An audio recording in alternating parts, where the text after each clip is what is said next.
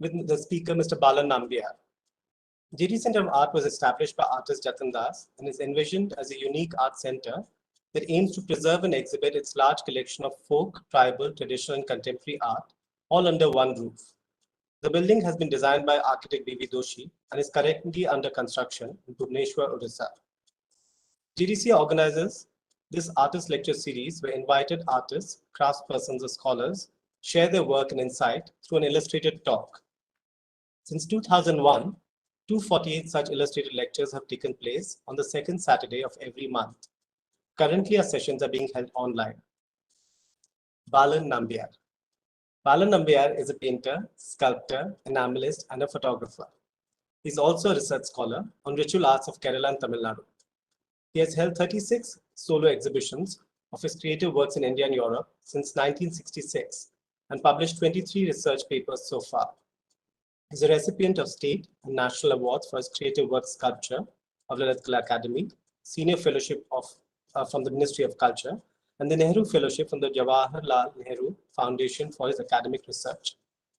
He was a member of the Central Advisory Board on Culture for the Ministry of Culture and the Apex Committee of the National College of Modern Art. He was also the acting chairman of Lalit Kala Academy, Delhi, amongst many other positions that he's held. A retrospective exhibition comprising drawings, paintings, sculptures in different medium, jewelry, enamel paintings, and photographs of his past 60 years was held at the NGMA, National Gallery of Modern Art, Bangalore, in 2018. Over to the chairman, Jatin Das.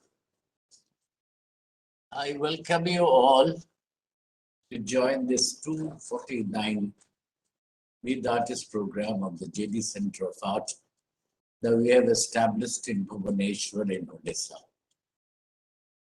And it was every month on the second Saturday in Bhubaneswar. Since the epidemic has been online, which is in a way been better because it has reached out to innumerable people all over the country. So Balan is a very dear friend whom I respect immensely, and we are very dear friends. And I've stayed with him, he has stayed with me. And we were together in Bhubaneswar during a heavy cyclone. You know, we were caught inside and we did many drawings together. Balan is a unique sculptor in the country who has a synthesis between art and science. But he is one of the very few who started from his roots in Kerala as a farmer. And not only that, I personally feel anybody who has started from the rural India, he has the enrichment of innumerable things. The music, dance, theatre, painting, architecture, agriculture, and so on. So to Balan, my dear friend. Balanji.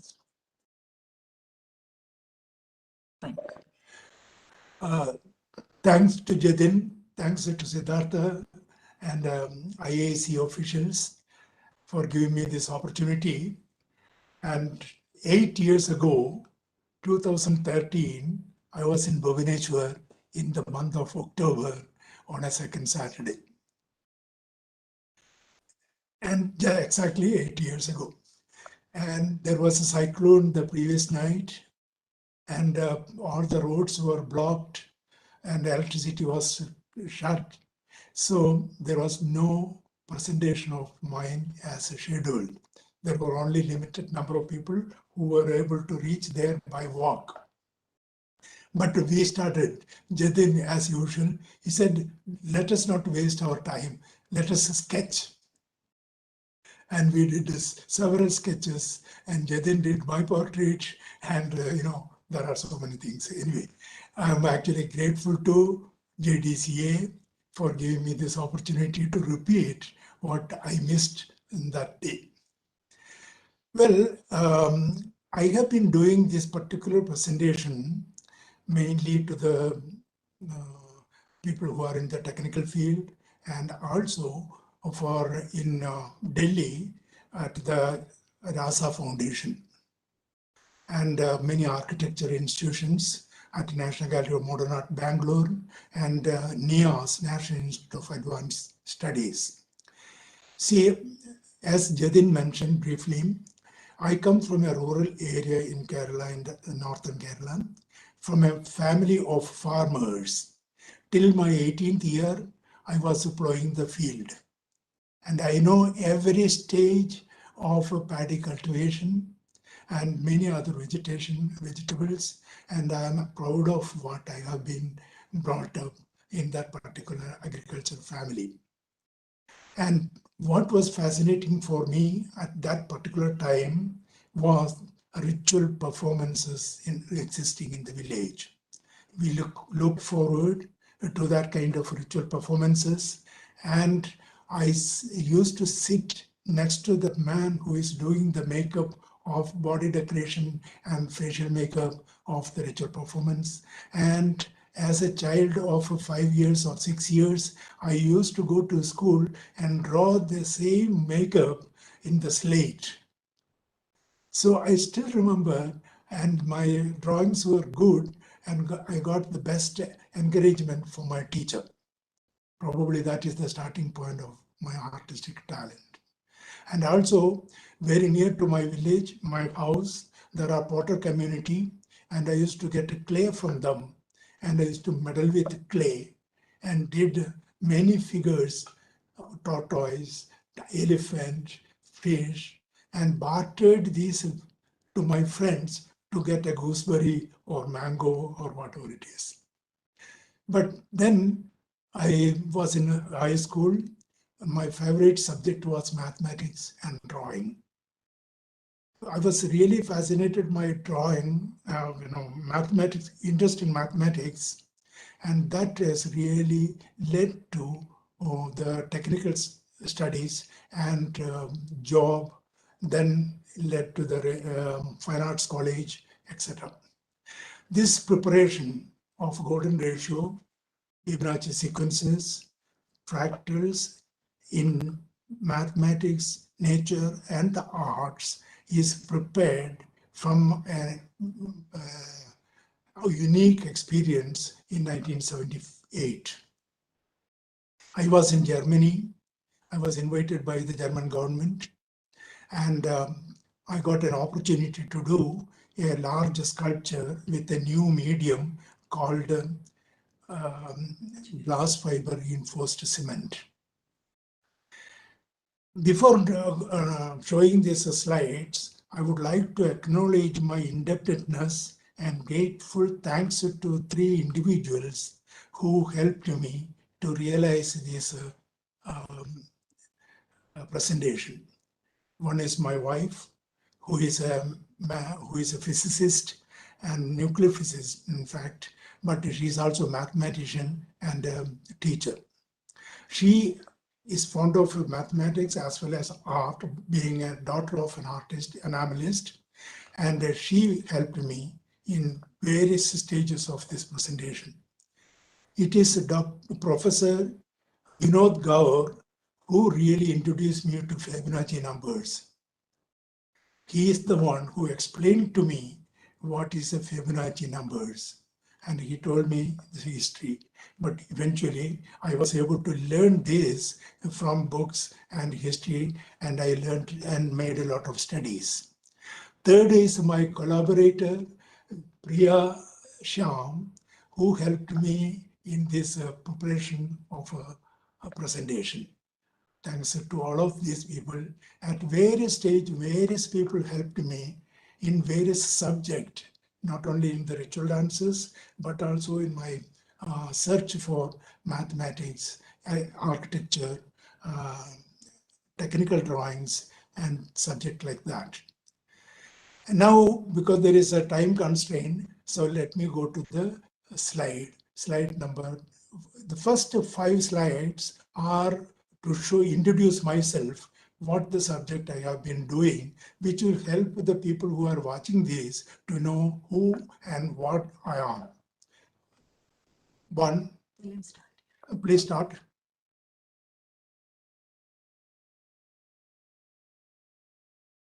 Yeah, this is the subject, and of course today. Next. See, these are the subject of my research. On the left is a Theyyam, all these except two. One is a Thera, and the last one on the right side bottom is related to snake motif worship in Nagamandala performances. These are Theyyams. Theyyams are ritual performances. People go to the, invoke the blessing of divinity, get possessed by the spirit of the divinity, and get into a trance-like state and dance to the tune of vigorous drumming. It's a total art form. The Theyyam performer is a musician, dancer, painter, sculptor, choreographer, and actor, and also has some special power to withstand the strenuous dance performance, walk through the fire, hit himself with a sharp sword, and bless the devotees who seek their blessings. Next, please.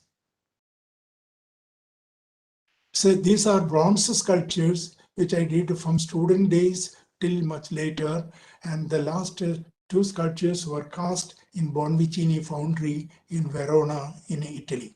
It's a small sculpture, but the perfection of casting is superb.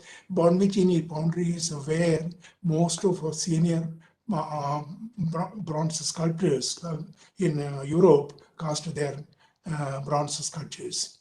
Next. These are the sculptures, and the first three sculptures were done in 5 of the sculptures were done in 1975.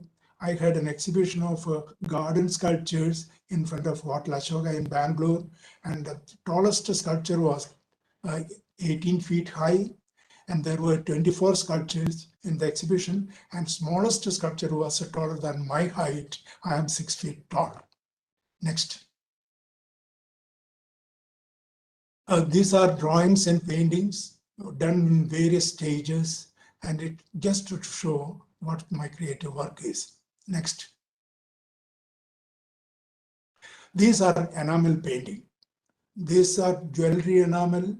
Unlike the commercial enamel, these are meant for jewelry, gold, silver, or copper. And I learned this technique from my father-in-law, who was considered to be the greatest enamel artist of Italy in the 20th century. And this, I used silver, base is copper. So those two sculptures on the top are fairly large, about 1/2 meter in height. Next. This is the sculpture I was actually briefly mentioning earlier, made in glass fiber reinforced cement in Germany in 1978. And I made this sculpture. I made 6 sculptures at the Research and Development Center of Lehman, Portland Cement Factory. And when I made this sculpture, I was using just a tape, but I didn't actually think about the proportion in a measured architectural drawing.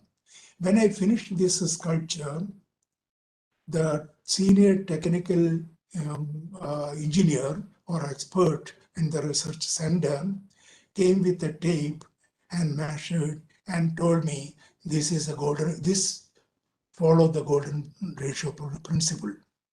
I didn't think about that. I knew about golden ratio, but I didn't make any study at that point. He said width to height is 1.61 to 1.618, and that is the proportion he found in this particular sculpture. And then I was visiting an American couple, students of South Asia Institute in Heidelberg. I did this in Heidelberg, in Germany, near Heidelberg. Leimen is near Heidelberg. And just by coincidence, there was a BBC program on seashells. There was a specific description about a particular kind of shell which has a golden ratio. It was a coincidence. It's really fascinated for me. And I knew about conch, and I knew about Varamburi Shlanga, that means conch with clockwise spiral, which is used in Shaktiya temples during puja, and in all the Shaktiya temples of Kerala had this special conch. That was the source of inspiration. But relating to golden ratio happened much later from this Germany experience. Next. This is the golden ratio, what I have been actually telling you. See, golden ratio is a rectangle. If width is actually 1 meter, if the height is 1 meter, the width is 1261803. It is an irrational number. There is never ending actually the decimal points. But for convenience, by artists and architects and people who are interested in golden ratio, used the 3 decimal point. So it is actually 1 meter, 1 to 1.618. That is the ratio. This is applied. This is the most comfortable measurement or proportion of any object we can actually think of. Painting or craft objects or architecture or any other, even a screen in theater, it can be actually used. Even the movement of people or the composition which is on the theater or object which you make, or the figures which you incorporate in the painting, all this can actually be controlled within this proportion of 1 meter by 1.1 to 1.618 ratio, which is a golden ratio. Next. This can be actually done in various ways.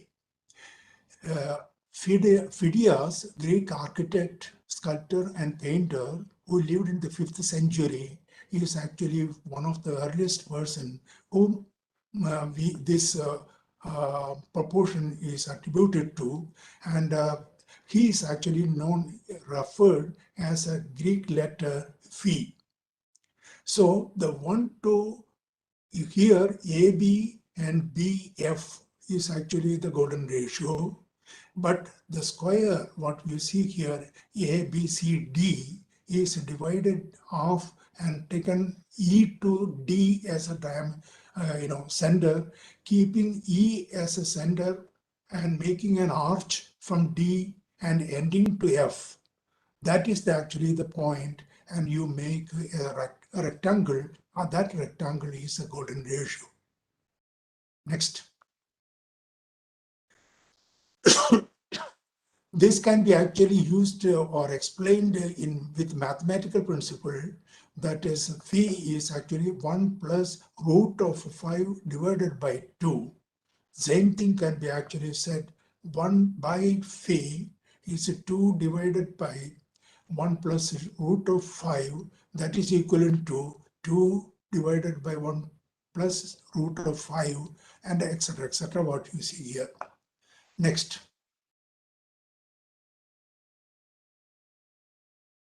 This can be actually again say, phi 1 by phi is 0.61834, etc. That number, as I said earlier, is an irrational number. It goes from any number without point because of it is a rational number. Next. The same thing which you can think in, you can construct golden ratio, that if you make a circle, take the diameter or the radius, from here 0 to B is the radius, and if you double that, you see B to A is AF, as you here see, F is equivalent to FB is equivalent to BC, equivalent to half of the AB. AO is the root of 5 divided by 2. And AC is equivalent to EE. AE is equivalent to -1 plus root of 5 divided by 2, which is actually result is a 0.6183. So the AB to AE is equal to AE to AEB, which is equal to phi. Next. This is one beautiful way of explaining how this rectangle you divide and you reduce to a square and golden ratio, and you come to a spiral. You can construct a spiral. The green line will represent the logarithmic spiral, and the blue line is the approximation drawn as arches in quarter of circles. I used this principle, I used this measurement in various sculptures I made later in stainless steel. Next. See, there are two types of prominent spirals. One is Archimedean spiral. If you take a rope with, say, a diameter or a diameter of, say, 5 inches or 5 centimeter, for practical purpose, we'll say 5 centimeter, and make a round, the diameter of the rope is actually constant. So the spiral is created with the distance of OA, AB, BC, CD, and the diameter length or the thickness is the same, but it is a spiral. But the logarithmic spiral, it actually increases the 0 to A to B, and B to C. The proportion is constant. O to A is to E, A to B is the same, AB to ABC.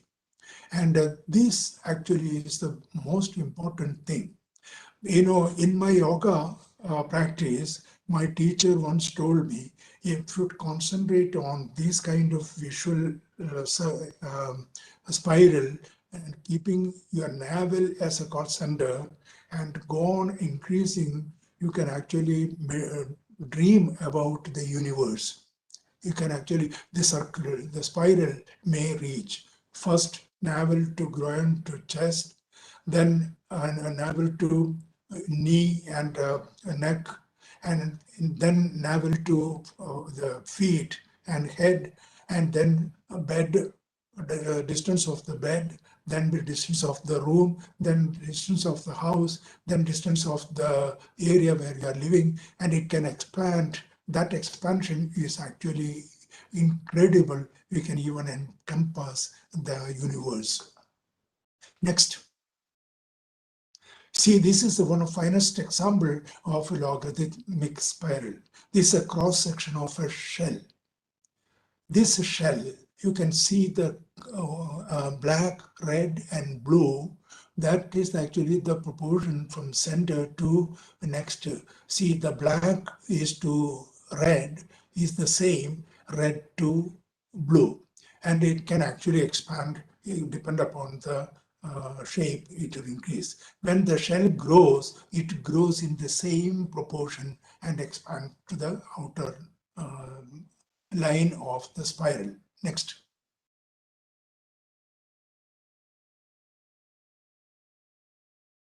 Yeah, here this is an example. For example, a falcon, the bird falcon, see a prey, or for example, maybe a rabbit or a frog in the land. Falcon may be even half a kilometer above the land, but by a particular angle of the wings, without flapping the wings, it actually go in the same pattern of the logarithmic spiral and reach to the prey.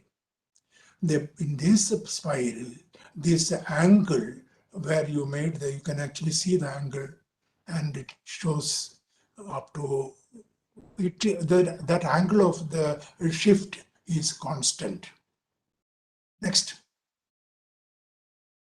See, galaxy has the same type of the proportion of the logarithmic spiral. Next. There is another way of calculating this is a golden rectangle and golden triangle.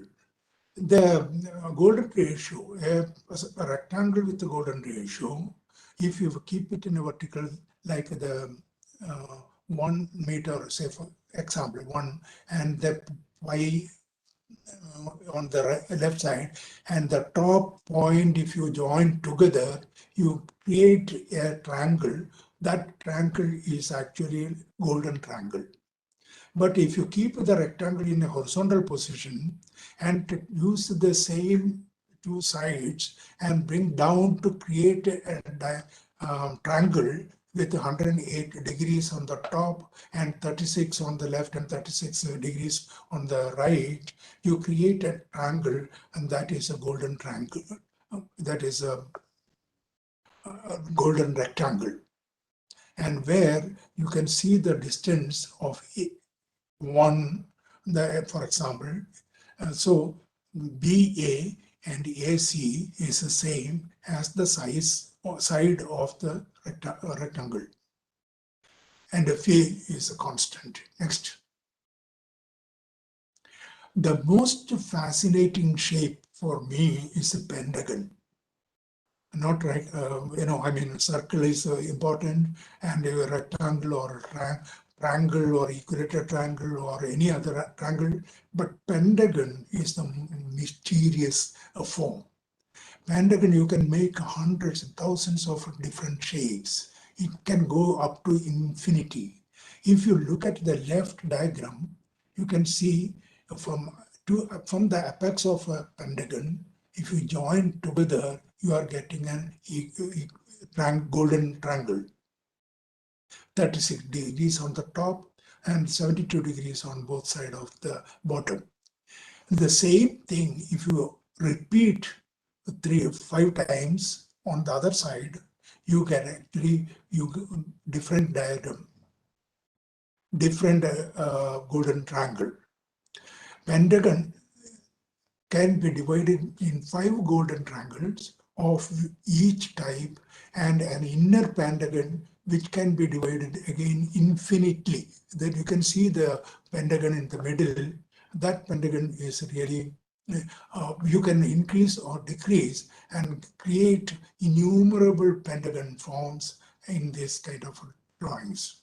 Next. Same pentagon, golden triangle can be used in such a way we can make the equilateral triangle, equiangular triangle. The first one is actually there. As you make the diagram, you get to the same proportion of the golden triangle, and the same, it is again repeated in such a way, and keeping a circle based on this, you can make various a form of equiangular spiral. Next. Penrose is Roger Penrose is 90 years old now. He was born in 1931. He has invented some forms which has influenced tile making and tile laying on the floors equal distances. He is the English mathematician, and it has influenced the product of various items and following this particular measurement. He used this golden ratio and pentagon and all this what I have explained early. Next. Now, see, in Indian context, there are so many references. See, Bahudayana Sutra of 8th to 7th BC, the earliest recorded statement of the Pythagorean theorem is actually made in India before Pythagoras was born in 6th century. And this was known to India through Sulba Sutra, which has used, which was actually a text for the altars or Vedic rituals. That was made in between 8th and 6th century BC. And Pythagoras triplet, which is known 3, 4, 5, that as a group, or 5, 12, 13 as another group, 7, 12, 24 and 25, that's another group. If using these as a side, you can make a rectangle. Even as a child, high school student, I used 3, 4, 5. If you use a 3 inches, 4 inches height, and the angle which you make in that line, that will be 5. If it is perfect, that right side corner is a right angle. So one need not use any measurement or compass to divide this angle, but with just a thread we can make a right triplet and make a right angle diagram. And this was used in Sulba Sutra. Sulba Sutra is mainly for the altars of Vedic rituals. Agni Chayana or Adhiratra rituals are based on Sulba Sutra. Then Pythagoras, 6th century BC, had a strong influence in science, politics, and art. Perfection, mathematical proportions. The Pythagorean choose the pentagram as their symbol. Aryabhatta, who actually lived in Padaliputra, that is Patna, in the 5th, 6th century, and he at the age of 23 made Aryabhattiyam, a text of mathematical principles. It is still valid, and it's one of the finest and very authoritative mathematical text ever produced in India. Aryabhatta is actually responsible or author of Aryabhattiyam. Euclid of Alexandria knew about this divine proportion. He used the word divine proportion. Golden ratio also is called divine ratio, because many painters used golden ratio. There, when if it is not exact measurement of 1 to 1.618, at least they will say 2 to 3 as very approximate. That proportion is used. But here, Euclid is the first person who lived in the 5th century BC who made divine proportion, who used the word divine proportion to golden ratio. Al-Khwarizmi, a Persian, that is 9th century, he also made this log and found this proportion accurately.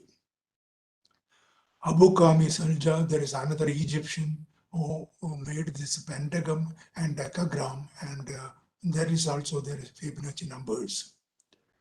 Next. Here, a platonic solid have a congruent, regular or polygonal face, and the same number of faces meet at each vertex. That means the corner of all these forms may have a similarity to the supporting ideas or this. For example, tetrahedron, hexahedron, octahedron, dodecahedron, and icosahedron. And if you join golden rectangle with the vertex at the center of faces, golden rectangle with the vertex at the vertex of the faces, all these are actually create rectangles inside these forms. All of them are maintain golden ratio. Next.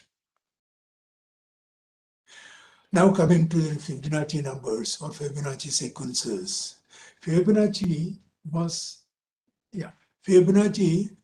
a son of an accountant who lived in Italy, and he was helping his father and preparing the accountant. He was fascinated by this number, how it is actually coming. Even in India or in other countries, people who are involved in the stock exchange are familiar with the Fibonacci numbers.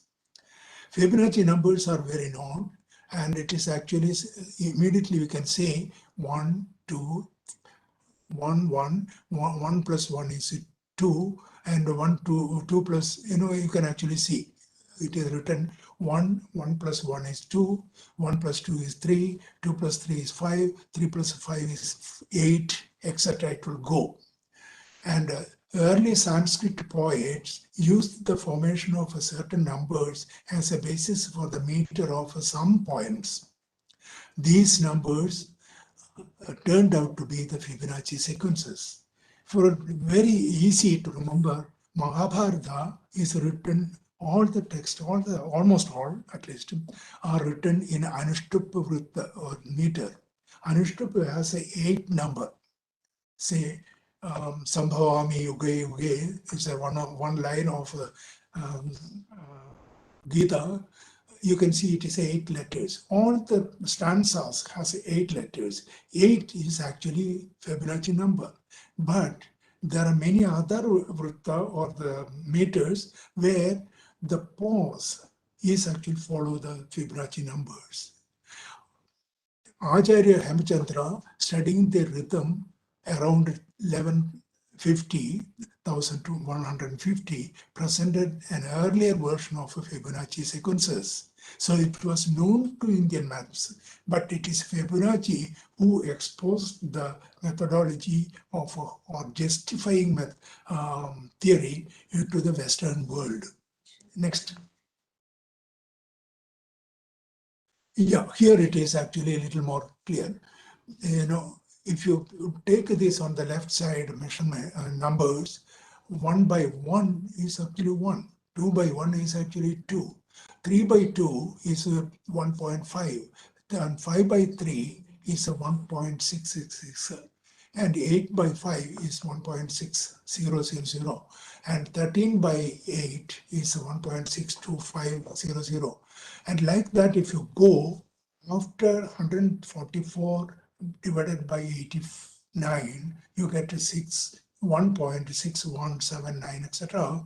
And 233 divided by 144, you get 618056. It is an irrational number, as I said earlier. However, if you take these 3 decimal points as a part of this, from 2233 onwards, all the numbers of Fibonacci numbers get the result divided by the previous sum of 2 numbers. Result is a Fibonacci golden ratio, that is 1 to 1.618. This is constant from 233 onwards. And the same thing, Johannes Kepler, Johannes Kepler, German, found a graphical representation of this. The first points are actually so far away from the central line, but eventually it comes to central line and it repeats central line constantly. Next. The same, the Fibonacci number is repeated in this diagram of equiangular spiral. That is 1 plus 1 is 2. That square is 2, and next square is 3, and next is 5, and next is 8. And this is what I used in one of my sculptures, which you will see later. Next. In nature, this Fibonacci number play a very important role. You can identify, say, a starfish has a 5 point. Even if you cut the apple cross way, you get 5 seeds in the middle. Then flowers, and some flowers have 3 petals, and some are 8, some are 13, another 21, 34, 55, 89. It goes on, but almost all are based on all petals of the flowers follow the pattern of a golden ratio, or pattern of Fibonacci numbers. Next. See, this is a sunflower seed. There are actually sunflower with 89 and 55 spirals at the edge. There is both are Fibonacci numbers. On the clockwise direction, there are 89 spirals. On the anti-clockwise, counterclockwise direction, there are 55 spirals. This is the nature. Nature has given this spiral. Next. In the Giza pyramid, they found on the center, as you can see on the right side diagram, it actually follow the golden ratio and that angle. So Pythagoras lived in the 6th century BC, Euclid and Alexander in 3rd century BC, Aryabhatta in the 4th, 5th century AD, and Al-Khwarizmi, and like that you can see 825 AD, and Fibonacci 1202, and Pacioli, which is another Italian mathematician, painter, is again in the 15th century AD. Next. I have studied many forms of Indian sculptures, but I couldn't accurately find any of this golden ratio in the forms, Indian forms. But Fibonacci numbers were repeated in nature, and there are instances. Next.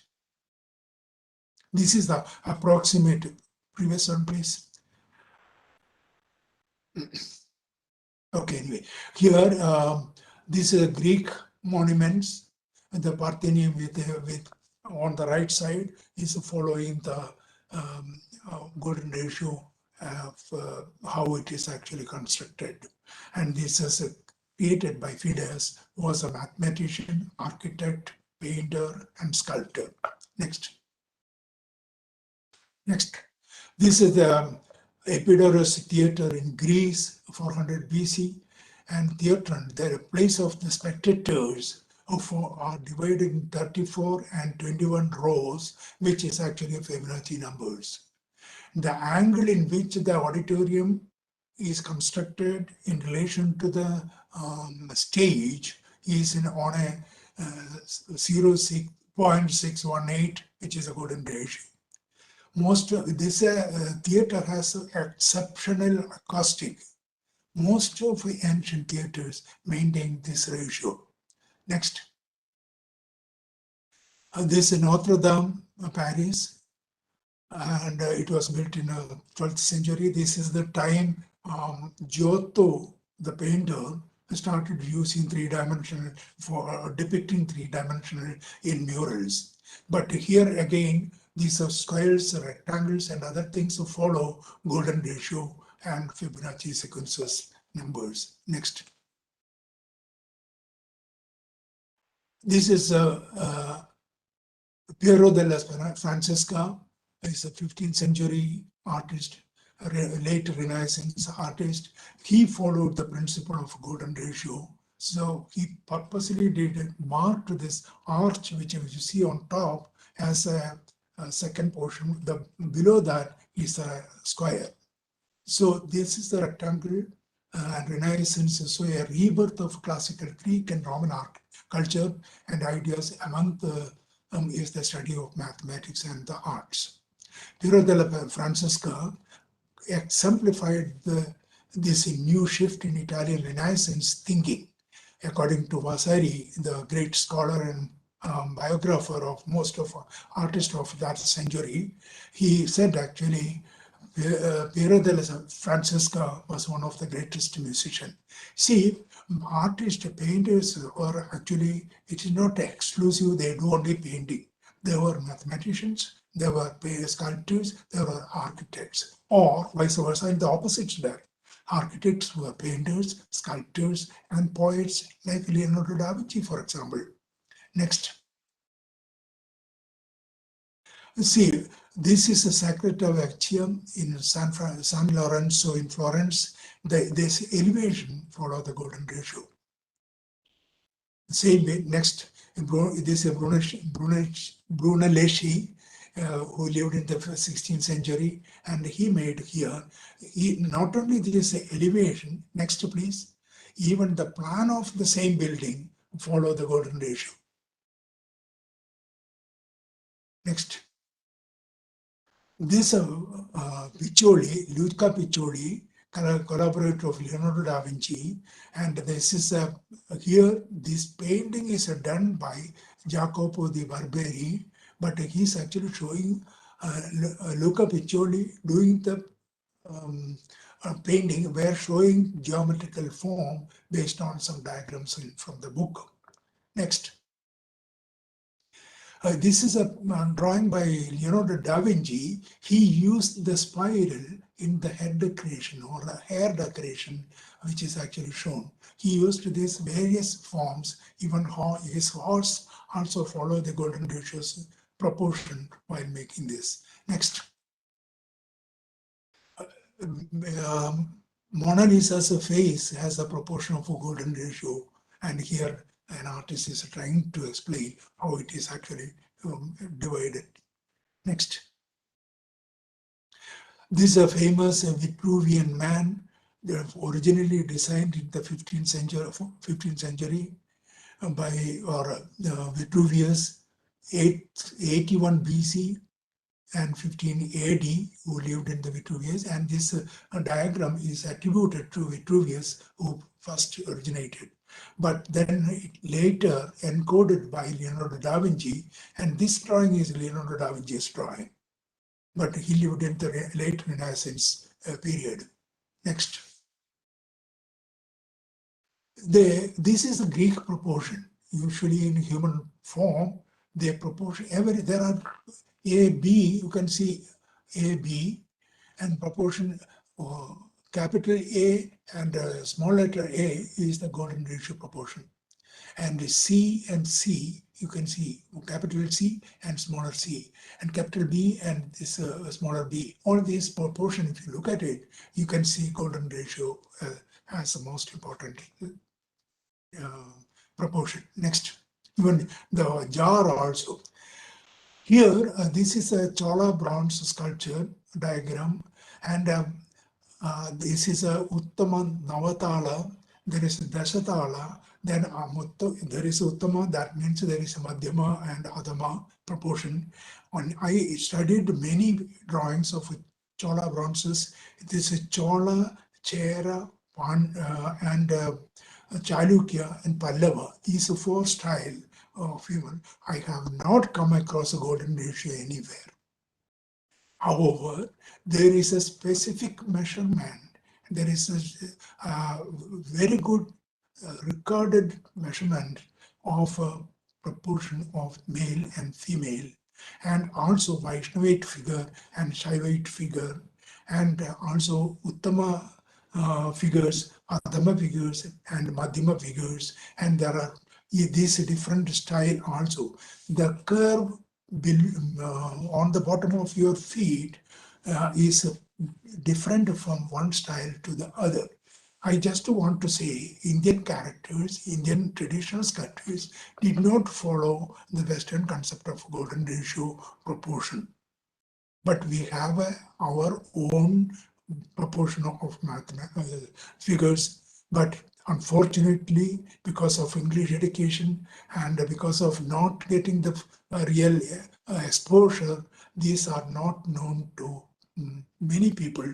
It is still confined to artisan community of Indian many sections, many areas. There are fantastic stone carvers in Tamil Nadu and in Orissa and Rajasthan. Next, this only to say it is not really golden ratio. Tomb of Salem Christie, Pratapa Sekri, and it was made in 1581. This shows golden ratio. Next. Even Taj Mahal, if you geometrically analyze its proportion, and you can actually see the golden ratio as well as golden triangle in this diagram. It is the 16th century. The architect is Ustad Isa Shirazi. Next. See, modern painters used the spiral in their own way. Van Gogh's Starry Night and Gustav Klimt used this spiral in their painting. There are many other examples, but I'm just showing you how the painters used their spiral or the golden ratio in their creative work. Next. See, Kandinsky's painting, if you analyze, you can see the spiral on the center. There are two spirals, and if you analyze that, it's actually in the golden ratio. Same way in clay also, Paul Klee's painting, you have some areas. There are many other painters, at least about 20 painters I have identified, but these are actually known. I mean, just for example, I'm presenting to you. Next. See, Gino Severini, who lived in, born in 1883 and died in 1966, he used the golden ratio as this rectangle, but he tried to analyze the color and connection onto music. But we have this tradition of Ragamalika painting in any case. The painting which he made, Severini, he also used golden ratio. If you look at this, that window is a border of the window is actually the starting point of a square and rectangle which combine together golden ratio. Incidentally, Severini is a collaborator of my father-in-law. They together made some enamels, and one of a big enamel as big as about 1 meter by 1.25 meters is still inherited by my wife. So we are sentimentally connected to the Severini. Next. See, this Mondrian's painting on the back, but Gerrit Rietveld, the red and blue chair, which is a famous design, all the designers all over the world is one time or other have seen or studied this proportion and the way it is made. And it is in front of a painting by Mondrian. Next. Another painting by Mondrian. Again, you can see the square and its proportion and golden ratio is repeated. Next. Le Corbusier, he used the modular theory based on the human proportion. Again, it is actually the modular proportion, and he has used it in many of his buildings. You can see just by one glance, you can see. Next, please. One glance, you can see how the proportion of golden ratio is used in the building, Mill Owners Association building in Ahmedabad on the left, and UNO building in New York, built in 1952, Oscar Niemeyer and Le Corbusier to the next, please. See, in 2006, an engineering plant called California, they designed this building, and layout is based on the equiangular spiral. You can see on the left diagram as well as on the courtyard in front of the Polytechnic building in California, 2006. It is not forgotten. Even modern contemporary architect even use Calatrava, for example. I will come to you that. Next. Yeah, here is Calatrava. He uses that, and he says the principle I follow are based on repetition. This reminds you of the nature, because nature often works in patterns. Santiago Calatrava, born in 1951, that is, he is 70 years now, and he has made this huge building. Next. Go back one slide back, please. Yeah, he made this design 2006 and constructed much later. Next. This is a design human proportion, and he used the human proportion and made the leg for a table, made in 1998. Next, by Calatrava. Next. Say Thomas Alonso 1974 made a shelf following the golden ratio principle. Next. Next, please. Hope I'm not clear. The proportion of the violin, if you really study each segment, you can see that a small rectangle or mark and bigger one, they follow the golden ratio. With 2, total is actually, and then there's a small portion. And even Beethoven's Fifth Symphony music composition, you can see the Fibonacci sequences repeated. There is a pause. That pause on the music, you follow the pattern of Fibonacci numbers. Next. See, Eisenstein's most famous silent film, Battleship Potemkin, used the principle of a golden ratio in various sequences of his recording or his filming. Next. Now coming to the fractals. Fractals is actually a repetition. When it is repeated, it still maintains the original form every stage. Here it is a triangle on the left, and 2 triangles, one over the other in opposite direction. And the same way, if you go on repeat, you get the patterns at the end, but it maintains the original equilateral triangle, which is on the left side. And even the leaf forms of certain trees follow the pattern of these fractals in their growth. Next, leaves. Next. See, broccoli, it is a broccoli or onion. If you peel off one by one, you still maintain the same proportion or same form. In broccoli particularly, it also go to the spiral as well as the repetition of fractals. Next. In Bhubaneswaram, Rajarani temple, you can see these. The pattern, same, if you take one small tower, small, but they are following the same pattern of all over design. Incidentally, the person who is watching that, one is, the girl is my student, and the other one is late Dina Nathpati. Next.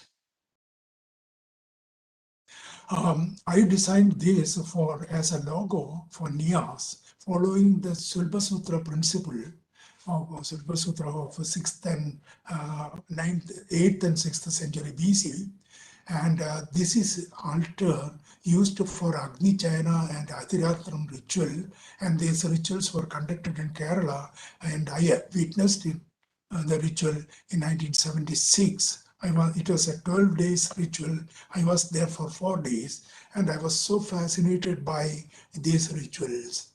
Here I want to mention our ancestors in different culture, different areas. They have invested artistic treasure and accumulated over generations, and a contemporary artist like me are playing with the interest of those investment made by our ancient scholars and rishis and mathematicians, etc. So my attempt is like a homage paying to these ancient mathematicians and thinkers and scholars. Next. This is Sri Chakra. The Sri Chakra is actually, there are 5 triangles on the inverted way, downward, and apex is downward, and 4 diagrams are upward. There are 9 triangles in this.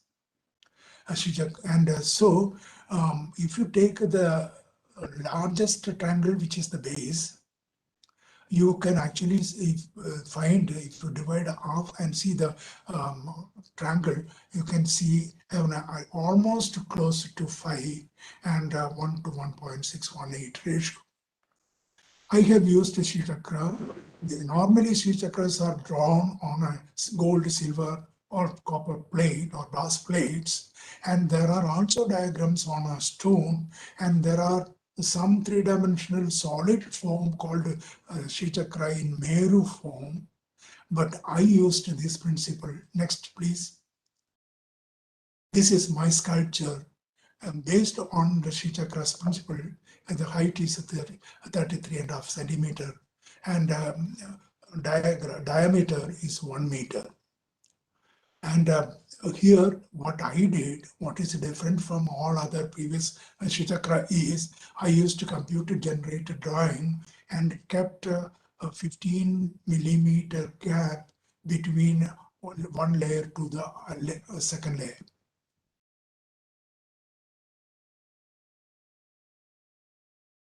I did several versions, but anyway, Shrichakra is one of the most fascinating form all through our Indian culture. And this is the equiangular spiral in 3D. Earlier I was mentioning how I used, and this is the triangle. That base is 1 meter high, 1 meter diameter, but height is 33 centimeter. And there are 12 triangles. And next, please. Yeah, this is the diagram, this computer generated drawing I prepared, and we prepared, I should say, because an architect was helping me. And here, biggest diagram, rectangles, triangle is here. There are 1, 2, 3, 4, 5, 6, that way. There are 12 quarter circle is used in making this equiangular 3D spiral. Next. This is the Valampuri Shankha conch in stainless steel. Height is 1 meter, 1 centimeter less than 2 meter. And this follow the golden ratio. And the portion of the conch follow the golden ratio. The base is different. And earlier I mentioned how the Valampuri Shankha, the conch, has inspired me. And this is one of the landmark in my artistic career. I made in 2000 this sculpture. From 2000 onwards, I was doing only stainless steel sculptures. I stopped mild steel sculptures or iron sculptures in 1999. And 2000, I got a commission from Texas Instrument. And there is the beautiful story to tell, because it's interesting to people who are listening to this. Texas Instrument director of their R&D division once met me and said actually he would like to see my sculptures. So I took him to Jawaharlal Center for Advanced Scientific Research in Bangalore and showed 3 of my sculptures which are in their collection. They are all very large sculptures. One is 18 feet high, another is a stone sculpture, 3.5 meter by 3.5 meter by 1.5 meter. And another is about 4 meters high. And after seeing that, he asked me if I could do a sculpture depicting DSP. DSP is a digital signal processing. That DSP has influenced, it contains almost every electronic items of a computer age. In your mobile phone has a DSP and many other items you can see. I didn't know that what is a DSP at that point when he mentioned about it. So I asked him to explain and asked him to give me a literature or video of what it is. And he said he would like me to think about doing a sculpture for him, for the Texas Instrument. So he sent me a packet of videos and literature on DSP to me. Texas Instrument is the first foreign company who brought DSP to India in 1986. So they were celebrating their 25th anniversary or 50th anniversary or something like that. So they asked me the 25th anniversary, and then they asked me to do it is in connection with a conference for their celebration. Then asked me to do this. I was start thinking. I thought this idea And anyway, I know about the conch and golden ratio and Fibonacci sequences. And I struck me the idea of principle of Om. Om is the root or Bija mantra, and it contains O, A, U, three syllables, which combine, if properly pronounced, you get a Om, Omkara. That has a, because it is a Bija mantra, it has a mystical sound, and it has inspired me to design this, to depict the DSP. So I designed these and used a conch, because conch, if you keep it in your ear, you can hear the sound of sea waves. And in any case, I designed, keeping this in mind, to depict DSP using Om principle and made this a sculpture. This was published in Limca Book of Records in 2002 edition as a first high-tech sculpture in India. Next, please. Now it is in Indian Institute of Science. The trajectory of a planet, it is a 162 centimeter height and 1 meter width and 95 meters in depth, made in 2004. And overall measurement is influenced by golden ratio. Next. This is a cactus. It is a 1.25. I won't say it is a Fibonacci numbers, but it is inspired by Fibonacci numbers. It is a favorite sculpture for me because it is an autobiographical symbol of my character or myself. Because the cactus is a plant which asserts its right to exist in an odd, uncongenial atmosphere in a hostile surrounding. As a practicing artist for last 61 years, I never actually bothered to, compromise with my principle to anybody, even when I did huge monumental sculptures. So cactus is one of many a series of sculptures I made. This is one. Next. One is also a cactus, is entirely different, but you can see the idea of factor in this work. Next. This is a 6.2 meters high, nearly more than 18 feet, 8.5 feet high. I made for Timken factory in Bangalore. I made in 2004. Computer generated design, and stainless steel, and it's one of my very impact sculpture I made. Next. This is a close-up of the same sculpture in another view. Both the photo on the left side is made by me, and the other one is made by Namas Bhojani, a great photographer. Next. This is a sculpture I made in Delhi. It is in Delhi, in Sadiq Nagar, in the Indian Oil Corporation chairman's office. When I got this commission in 2010, originally their budget was very limited and I refused. I said, I can't do any sculpture of that. But I was very keen to do a monumental sculpture in Delhi.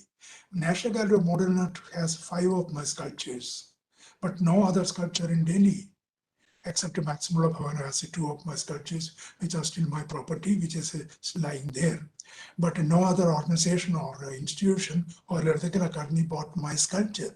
And also, I don't blame anybody because I didn't exhibit also many times in Delhi. Only 3 exhibitions I participated, one man exhibition I had there. And anyway, this is on the 50th anniversary of Indian Oil Corporation. And they gave a very short budget, but I wanted a monumental sculpture, and I spent 31.5 lakhs of rupees for making this sculpture. It's a cost of production. I have a habit, any expenditure more than 10 rupees, I record in my computer. So I know how much money I spent on this sculpture. I didn't gain much money in this. not even 10%. But anyway, I have a satisfaction that I have a monumental sculpture in Delhi. Next. This is the center part of the same sculpture, the spiral. Next. This is a diagram of another sculpture I made for, this is the diagram I made for another sculpture. Next. This is the scale model of a sculpture. Photograph is a scale model. Originally, it's a 2 meters 6, that is 2.6 meters high. I made for Ganjam Jewelers. It is a weaver bird nest. For me, weaver bird is actually one of the finest symbol of craftsmanship. With the beak and their feet, they build a nest, which is the safest nest in the whole world of bird nest. And that I made in 2015. Originally, it's a very large, 2.6 meters high. This is only 56 centimeter high. Next. This is a fountain of life I made. I used the spiral you can see on the right side, and it's almost like a fountain. And it's made when I was commissioned to do a sculpture for BNP, banknote printing mill of Reserve Bank of India. Next. This is the sculpture, one view of that reach for the sky for BNPM Mysore, 7.2 meters high. That is nearly 23 feet high. Next. The beauty of this, there are 60 layers of a plate in between from beginning to end. And each plate is designed on the diagram on the right side. And if you take C and B and ABC, C, sum of A and B is the total weight of the sum A, elliptical form. So it is actually a combination of the weight factor as well as the shape. It's what is called a Fibonacci numbers in a way. Sum of these two is the total of the third one. And these layers of plate, I shifted 6 degrees from one plate to the other. On the 60 plates form 360 degrees, and that is the full circle. So the weight factor of this form is equally distributed and maintain equilibrium of the sculpture. And left side you can see the diagram for laser cutting. Next. This is the full form of the sculpture. It is an artificial island, and one can reach there, but nobody is allowed to go there. And also it is a restricted area because it's a currency paper making mill. So in order to reach there, one has to go through 4 checking points. Anyway, it is in Mysore. I think it is last. Next, please. Oh, thank you. Thank you for, thank you, Jatin. Thank you, Siddhartha. Thank you for all the people who collaborated for making this possible. And thanks for the best wishes for JDCA. Thanks very much. I would like Jatin to say something for me. Thank you very much. The Malayalis are very different than the rest of the people in the country. I tell you, the 100th Meet Artist program in Bhubaneswar was run by Radhakrishnan. Yes. Radhakrishnan is the son of the great Nobel laureate scientist in Bangalore. Yes. C.V. Raman. He is a friend of mine. I know Radhakrishnan. Yeah. So Rad was a very close friend of mine, very close. Yeah. One has to go to Bangalore, sometimes to stay with them. Yeah. And he gave a presentation called The Inseparable Relationship Between Art and Science. Oh, very good. Yeah. And this was at the JD Center of Art, was not built. It was in the open air auditorium. And there were about 300 people there. Yeah. Okay. And I misread, while you are talking about all this, recollecting and reminiscing him, Oh, yeah. and the inseparable relationship between art and science. Yes. Yes. I agree with And you. you are fantastic. Hats off to you. And I don't think any artist in the country could fathom what you have done with science and art. And you're dear to me. But so I remember Radhakrishan. One little thing I like to mention here, during the lockdown, in the Asiad village, I did about 1,000 sketches of plants and flowers. Oh. And I found about 90% of flowers have 5 petals. Yes. Yeah. Yeah. So all I'm That's talking nice. about, I have no knowledge of, I don't believe in the separation of art and science. And Radhakrishnan had established that, and you have done it so beautifully that I found this odd numbers. And why is it in everything there are 3 and 5 and 7 and 9? And the Navagraha, Panchamrita, Trinetra, and all that sort of thing, So we'll continue the discussion later privately. Okay. I thank you very much. I hope a lot of our friends have listened to it, and I am grateful thanks to India International Center. And I hope friends of JDCA have taken deep interest in this. It was Yeah. mind-boggling. Thank you, Balan. Thank you, very kind. Balanji, I have a few questions to ask you. Yeah. One was that you were talking about the mathematics and especially the golden ratio, Yeah. and the Fibonacci in Indian context, and it's traditional. I was Yes. wondering, I mean, I don't know anything about it, but I wondered if there was any relation with the Jantar Mantar, and because of being these kind of three-dimensional yantras, Yes. looking at astronomy, if there was any relation with that. I have not studied on that. Probably it is an excellent subject. Most likely there will be some relations because it is astronomy related things. So naturally, but whether it's a golden ratio or Fibonacci numbers, see, these are not unknown to India. It is already discussed in Sulba Sutra, and the scientists who lived in the past, even Srinivas Ramanujam actually mentioned about this in his theory. The present day mathematician knows.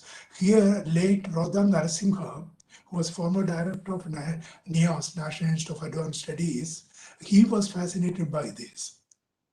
We used to make a lot of discussions on this subject. He's a very close friend of mine. In fact, he published one of my research paper in the book edited by him. So mathematics and science and science and art. See, in European countries, in Greek and Italy especially, architects, mathematicians, philosopher, painter, they are all combined together. They coexisted. There are many musicians, many mathematicians who are architects and painters. Even Spanish, there is a painter who is an architect originally, but he is known more as a painter.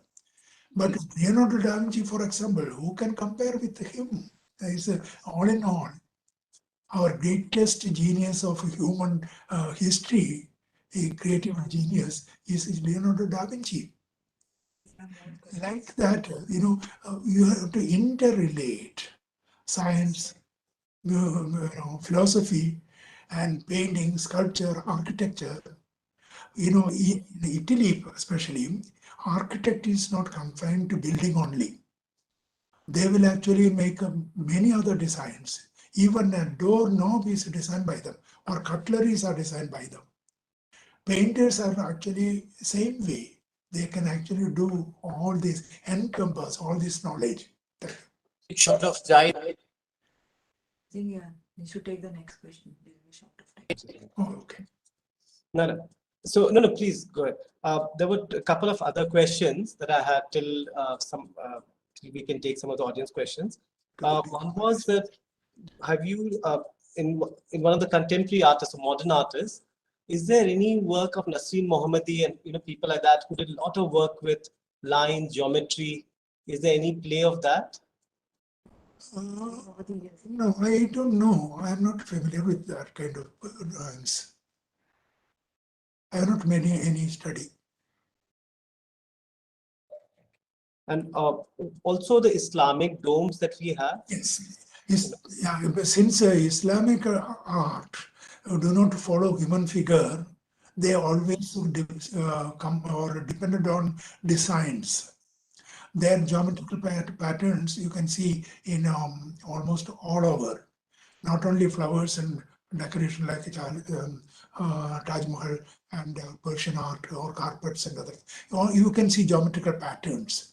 See, Persia, Greece, Italy, and India have more mathematicians and original architect than any other nation together. Unfortunately, we don't know much about China because we don't have the information in English to know what is it. But I presume they have these kind of things. In a bronze casting of glass mirrors, they have a tradition 300 BC. I made a study and published a paper on that. So there are possibilities. But Islam architecture, Islamic decoration, Indian decoration, they used geometrical forms. I mean, in case there are any other questions from the audience, please do put the questions in the Q&A chat box, and then I can field it and ask Balanji. Please let us know. And in the meantime, I'm going to ask you a couple of other questions, Balanji. This is about your research work. I mean, a lot of people don't know about research work, and you've done so much research on the rituals of Kerala, Yes. and you've done research on the Tayyam, but also on Bhuta. So Yes. can you talk a little bit about that? Well, see, I come, as I said, very beginning, I come from a village or the region of Kerala, which is on the southern, northern part of Kerala, and there are hundreds of Theyyam performances. There are hundreds of shrines for Theyyams. Do you know a unique thing of Northern Kerala among Theyyam? There are hundreds of shrines for Bali, the hero of king of Kishkinda. There is not even one Theyyam for Rama. And there are so many Buddhas in Tamil Nadu. There are 5 wild animals, spirit of which are deified and worshipped in Theyyam. It is maybe the most ancient form of Theyyam because they are hunters, tribals, original people, and there. All these people, all this culture has nothing to do with the Aryan Hinduism. It is all based on tribal cult, based on non-Aryan cult, and no role for a Brahmin to conduct any puja in the conventional sense or in the Theyyam. In the temples, there are Brahminical rituals. Even Theyyam performing people also may go to Brahminical temples. But Kerala is a unique. Both Vaishnavite and Shaivite, the gods are worshipped by the same people, same family, same caste group. If I go to the Kerala and see an old temple, which I did many times during my field survey, instead of nowadays there is a caste distinction is minimal in Kerala compared to other part of India. And if I want to know the caste of another person, all I have to ask him, what is your family deity? If I know the name of a Theyyam, I know which caste that person belongs to. See, there is, as I said, it is a total art form. Performers are painters, sculptors, designers, choreographers, musicians and a man with some occult or mystical power. So it's a combination of all art form. I don't think there is any other ritual as encompassing all art form as Theyyam. So people know Kathakali. And Theyyam is the original form.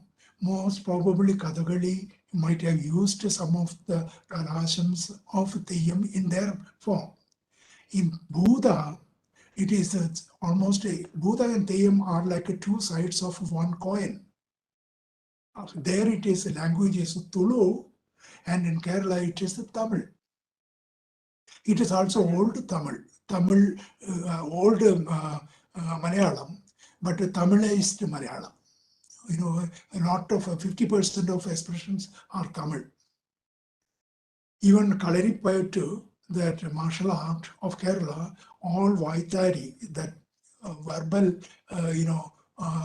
narration of steps are in Tamil. So in Theyyam, the decorations, Theyyam performance lasts by about 10 minutes to 16 hours. Some performance will actually be 16 hours, but some will be only just 10 minutes. There are 3 stages of performance in most cases, both in Tamil Nadu and Kerala. See, one thing I noticed, the most primitive society all over world used 3 colors, black, white, and red. If they ever used a 4th color, they used a yellow or green as a 4th color, black, white, and red, and yellow or green. If they use a 5 color, it will be black, white, and red, yellow, and green. And subsequent development, development of society in the tribal belt from all over the world, even Aborigines in Australia or any other place, you can use this. By seeing the combination of color, we can identify which ritual was ancient, which ritual was earlier. There are Theyyam and Buddha. In that, there are only 3 colors they use in painting, but not decorative item of leaf, that is different.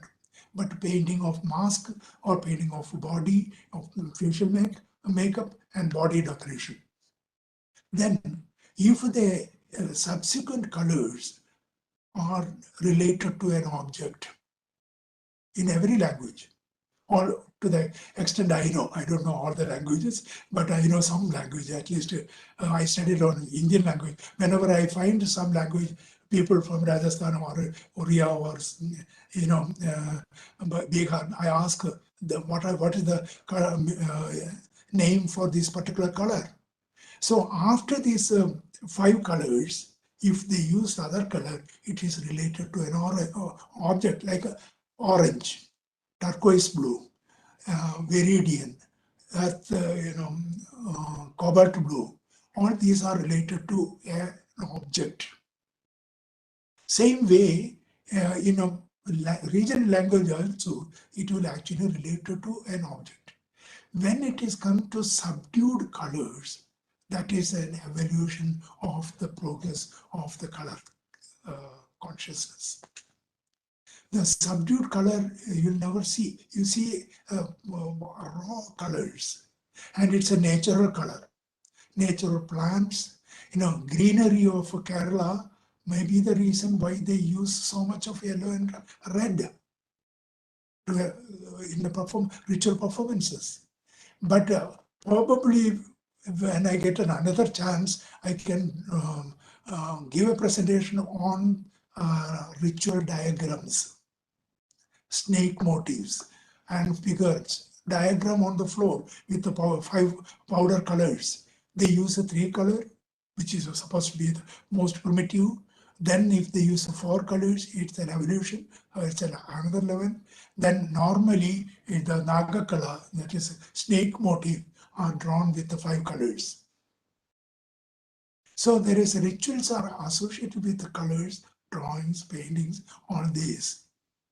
And the Brahminical rituals are there, but mostly it is indigenous, original, native colors. See, original mantras are not Sanskrit. Sanskritization took place only last 350 years. M.N. Srinivasa is the first person who coined the word Sanskritization. That happened only about 250, 300 years ago. Before that, they have magical sounds, magical words. That is their mantra. Unfortunately, this Brahminical Hinduism has included into the native culture and distorted to some extent. Balaji, there's a question which has been addressed to you. So there's one of the people from the audience has asked, I would like to know the proposition of the sculpture people see from different distances. How can we use the golden ratio when they get the best view? Any opinion on it? Yeah, it is originally designed in golden ratio. It depends upon which angle you are using. And there is one sculpture I gave the measurement, the trajectory of planet. I used height and the maximum ellipse, the width of the ellipse as a golden ratio. So all subsequent 9 ellipses are not golden ratio, which is not possible. But that way you have to take, at least it is designed with keeping in mind about the golden ratio. Since you know the viewing distance of the person. Yeah, from a far away also you can feel the same distance. The distance of the sculpture is not going to change. It is the illusion which spectators view that may change.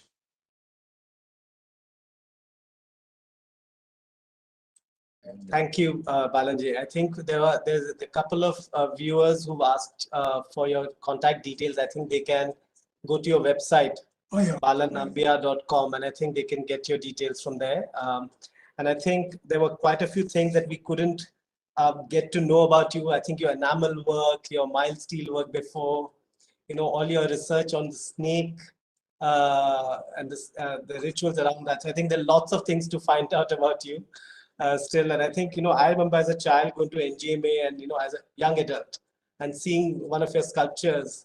And I think also the sculpture that we've used on your poster, it's such an iconic sculpture of yours. So thank you very much for this whole session. And, this whole idea of, one of the things that my father often talks about is the idea of state of art. When people say state of art technology. Yeah. And it's such an interesting thing, if you see a mobile of Calders, or if we see a beautiful building design, which is historical, and all the things that you said come about from there. Oh, yeah. So thank you for this very informative I talk. have last one comment to make. As a token of my affection and friendship and respect with Jatin, I present this complete record to JDCA. Oh, You can keep it as a record and thank you. your archival, but it is not for distribution to any other purpose. Thank you very much. Thank you very much. Thank you, Balaji. God bless you. God bless you. And I just want to wrap up by saying that, at the GD Center of Art, we strongly believe that arts is for all. And I hope that all of you share as much as you want to. None of our programs are ticketed or have any commercial interest. We want people to really understand that arts is such an all-pervasive thing.